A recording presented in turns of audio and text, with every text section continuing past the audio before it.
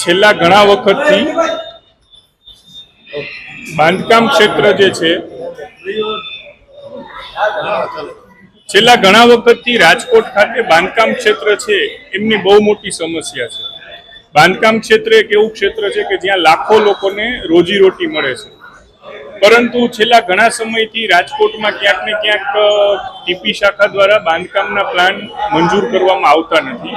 આને લીધે આખું ક્ષેત્ર મૃતપ્રાય સ્થિતિમાં આવી ગયું છે. એટલે એને લઈને મેં પ્રશ્ન પૂછ્યા છે કે છેલ્લા એક વર્ષમાં કુલ કેટલા પ્લાનને મંજૂરી આપવામાં આવી છે, કેટલા પ્લાન ઇન્વર્ટ થયા હતા અને જેમાંથી ઇન્વર્ટ થયેલામાંથી કેટલાને મંજૂર કરવામાં આવ્યા છે અને કેટલાને નામંજૂર કરવામાં આવ્યા છે, જેને લીધે ક્યાંક તંત્રની ગતિ અટકી ગઈ છે. તો એમાં ઝડપ આવે અને બાંધકામ ક્ષેત્ર જે લાખો રોજગારીઓનું સર્જન કરે છે તે ફરીથી ધમધમતું થાય. નેલભાઈ, કમ્પ્લીશનના પ્રશ્નો છે. 6 મહિના સુધી ઘણાને કમ્પ્લીશન નાની વાતમાં ટીપી શકાય કામ તુમાખી ભર્યું આખો વ્યવહાર કરતા હોય છે, ઘણા બધા લોકોનો અનુભવ છે.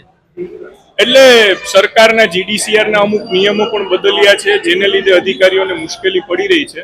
પરંતુ જે નિયમ હશે લોકોને મુશ્કેલી ન પડે એના માટે જે મારી પાસે સતત રજૂઆતો આવતી હતી, એટલે રજૂઆતને વાચા આપવા માટે મેં આ પ્રશ્ન પૂછ્યો છે.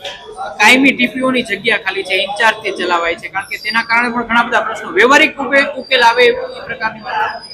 એટલે જે મારી મર્યાદામાં જે પ્રશ્ન આવતો હતો અને લોકોની જે સમસ્યા હતી એને લઈને મેં રજૂઆત કરી છે. તમે કહો છો એ પ્રશ્ન એકચ્યુઅલી વહીવટી જે જવાબદાર પદાધિકારીઓ છે એ લોકો એના સ્તરે ઉકેલવાનો પ્રયત્ન કરી જ રહ્યા છે. ઘણા સમયથી બિલ્ડરોનો ભાવ છે કે ટીપીમાં મંજૂરી નથી આપવામાં આવતી. મુશ્કેલી પડેલી વાત સાચી છે, એના માટે જ આ લેખિતમાં પ્રશ્ન પૂછ્યો છે કે છેલ્લા એક વર્ષમાં કેટલા પ્લાનને મંજૂરી આપવામાં આવી છે. કારણ કે રાજકોટ સિવાય સમગ્ર ગુજરાતમાં ખૂબ સારી રીતે સ્મૂથ તંત્ર ચાલી રહ્યું છે. અહીંયા ક્યાંક ને ક્યાંક જે અધિકારીઓની ધરપકડથી એને લીધે ખોફમાં પણ અધિકારીઓ પ્લાનમાં મંજૂરીમાં સાઇન નથી કરી રહ્યા એવું જણાઈ રહ્યું છે.